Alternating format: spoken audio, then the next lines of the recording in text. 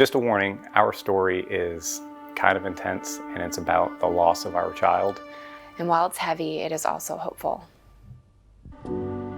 Billy and I met and immediately started talking about having a family and getting married, and that was like a whirlwind. We kind of just, when you know, you know. I love kids. I love playing with kids. I'm like a 36-year-old, 12-year-old. So we started trying to have a baby.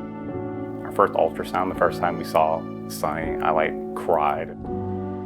During my pregnancy, I was eating really clean and exercising. She's growing great, everything looks perfect, she's moving.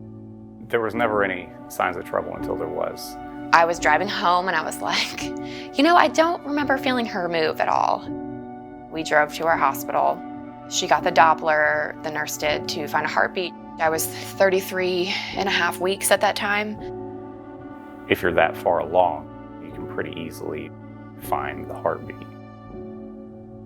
She called the doctor in, brought the ultrasound machine in. The doctor was looking around for a little bit, and I remember them saying, "She has no heartbeat, I'm sorry." They say, "I want you to know that it's not your fault." And and that's really it. How do we move on from this? What do we do? She went into labor, so you know that you've lost your child. You know that she's no longer with you. The entire time, you're waiting for them to say that they were wrong. I remember being so in awe of how pretty she was and how beautiful she was, even though she was not living. I was also very proud of the baby that we made. I became aware that we were going to have a delivery bill for this baby that we did not have. It was the same that everyone else gets when they have a baby, but we have to pay it and we don't have the baby. You almost feel like the hospital should comp you that because of the loss that you've had, that they would just give it to you. But the hospitals are a business and they make money, and that's just the way the world works. After looking for places to possibly help with financial assistance and finding that there was only one, we both kind of leaned into each other and were like, this is what we should do. We should help families. We have this new understanding of this loss and how hard it is, and we want to be able to help other people. My biggest fear is that no one will know that she existed. No one will know her name. No one will know,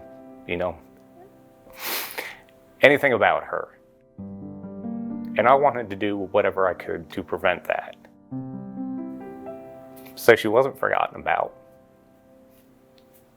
Sunny's Light is a 501c3 nonprofit whose mission is to ease the financial burden on families following a stillbirth of their child by paying a portion of their hospital bill. When I started with Carvana, I noticed that they have a passion projects program. I just shot an email and they started a water challenge. For every day that you complete the hydration challenge, $1 gets donated to Sunny's Light. Between that and people just donating to the cause because they heard about it through Carvana, we were able to raise over $4,000. I still wanted to be a mother, and I was able to conceive Luna. We're also pregnant with another little girl, and I still get to have my family. I want people to take away that no matter what happens to them in life, that there is still hope, that there's no reason to give up. You can't let things that are out of your control define who you are. We're really happy, and we want to be able to shine a light on the hope that there is after stillbirth, that you can have a family and you can be happy again.